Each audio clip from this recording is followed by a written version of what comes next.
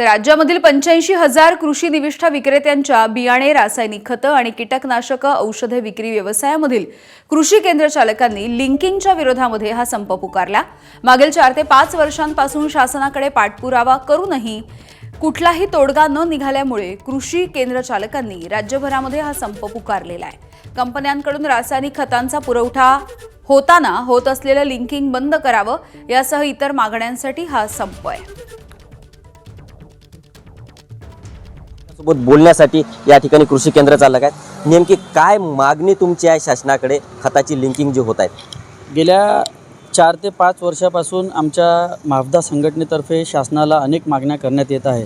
सातत्याने त्याचा पाठपुरावा करण्यात येत आहे, परंतु त्या मागण्या पूर्ण होत नसल्यामुळे आज 27 तारखेपासून पूर्ण महाराष्ट्रात बेमुदत बंद आमच्या संघटनेतर्फे पुकारण्यात आलेला आहे। यापैकी प्रमुख मागण्या आहे, सर्वात पहिले तर शासनाने कंपन्यांना सक्त ताकीद देऊन खतांवरील लिंकिंग पूर्णपणे बंद केली पाहिजे। त्याचप्रमाणे HTBT बियाणे जे आपल्या शेजारी राज्यातून मोठ्या प्रमाणात आपल्या जिल्ह्यात येत आहे, हे HTBT बियाणे पूर्णपणे खोट्या प्रकारचे असून अनधिकृत लोकांमार्फत त्याची विक्री होत आहे। त्यामुळे शेतकऱ्यांची मोठ्या प्रमाणात इथे फसवणूक होत आहे। शेतकऱ्यांना गेल्या वर्षी त्याचा खूप मोठा फटका या ठिकाणी आपल्या जिल्ह्यात बसलेला आहे। त्याचप्रकारे शासनाला आमची मागणी आहे की जे सॅम्पलिंग होते, इथे सॅम्पल घेतल्यानंतर कृषी केंद्राकडून त्याच्यावर ते सॅम्पल जर फेल गेलं तर कृषी केंद्र चालकांवर त्याचा गुन्हा दाखल होतो। आमची शासनाला मागणी आहे की तो गुन्हा आमच्यावर दाखल न होता कंपन्यांवर त्या पद्धतीची कारवाई झाली पाहिजे।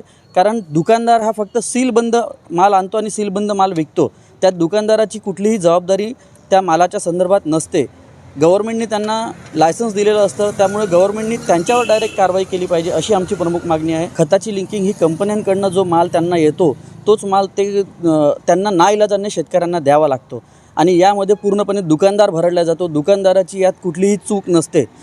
तो एखाद्या कुठल्या कंपनीचा माल खताचा सोबत दुसऱ्या कंपनीचा माल देत नाही, तो त्याच कंपनीचा माल देतो।